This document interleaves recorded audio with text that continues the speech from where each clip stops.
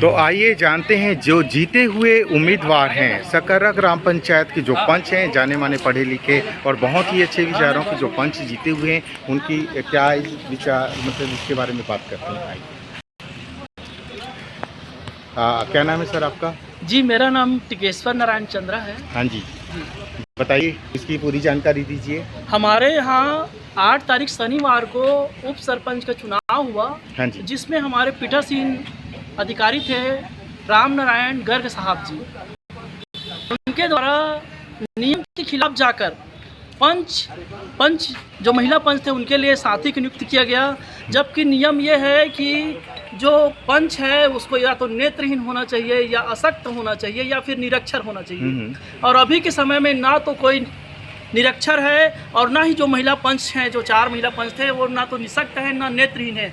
हमारे विरोध करने के बावजूद भी पीठासीन अधिकारी के द्वारा महिला पंचों के लिए प्रतिनिधि साथी नियुक्त किया गया, जिसका हम लोगों ने विरोध किया। उसके बाद भी पीठासीन अधिकारी द्वारा साथी नियुक्त किया गया और मतदान कराया गया। तो ये जो मतदान हुआ है वो नियम के खिलाफ है, जिसका हमने विरोध किया। उसी दिन हमने तहसीलदार साहब को, एसडीएम साहब को, सीओ साहब को फ़ोन के माध्यम से बताया और सीओ साहब को शनिवार के दिन ही ज्ञापन दिया और तहसीलदार और एसडीएम साहब के भी पास ज्ञापन देने आए थे, लेकिन उस दिन यहाँ ताला बंद था, इसलिए उस दिन ज्ञापन नहीं दे पाए। इसीलिए आज हमने तहसीलदार और एसडीएम साहब को ज्ञापन दिया है। और जो उस दिन का चुनाव हुआ है वो नियम के खिलाफ है, इसलिए उस चुनाव को शून्य घोषित किया जाए और पुनः उप सरपंच का चुनाव कराया जाए। और जो पीठासीन अधिकारी है राम नारायण गर्ग, उनके खिलाफ कार्रवाई किया जाए। और जो रोजगार सहायक है राम प्रसाद चंद्रा, यही वहाँ के सूत्रधार है, उसके खिलाफ भी कार्रवाई हो।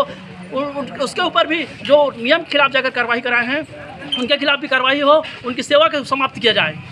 ठीक है, तो क्या आपको क्या लगता है कि जो ये अभी इन चीज़ों पे अभी कार्रवाई करेंगे? हमने कार्रवाई के लिए तहसीलदार साहब को ज्ञापन दिया है, एसडीएम को साहब को ज्ञापन दिया है और कलेक्टर साहब के पास भी अभी ज्ञापन देने जाएंगे। हाँ जी, हाँ जी, ठीक है जी, आपका बहुत बहुत धन्यवाद। आइए जानते हैं अब किस जो गांव के और भी सरपंच हैं। पंच हैं सर। मैं सियाराम कुर्बे ग्राम पंचायत वार्ड नंबर 17 का पंच हूँ।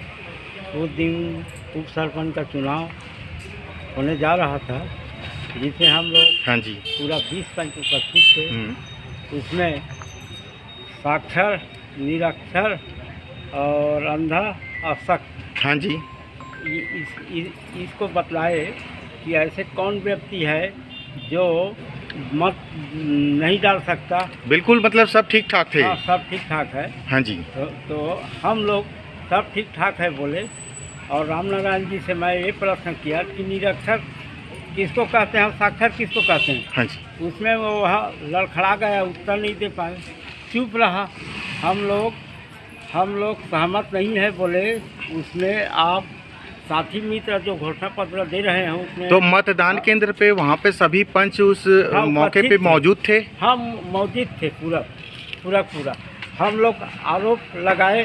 हाँ जी, हम लोग मतदान देने के लिए सहमत नहीं है बोले। तो कितने लोगों का जो वोट है वो फर्जी तरीके से किया गया है? कितने पंच? 4 पंच मौजूद हैं क्या?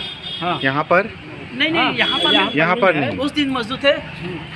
ठीक है, दूसरे व्यक्ति को मत डलवाए। हाँ, साथी पत्र भरवा कर हम लोग उसका खूब विरोध किए। जबकि जो वार्ड जो मेंबर मौजूद थे वो सक्षम थे हाँ जी, वोट देने के लिए। बिल्कुल। हम लोग आरोप लगाए, बैठे भी रहे। हाँ जी, वो लोग हम लोग रोक भी किए।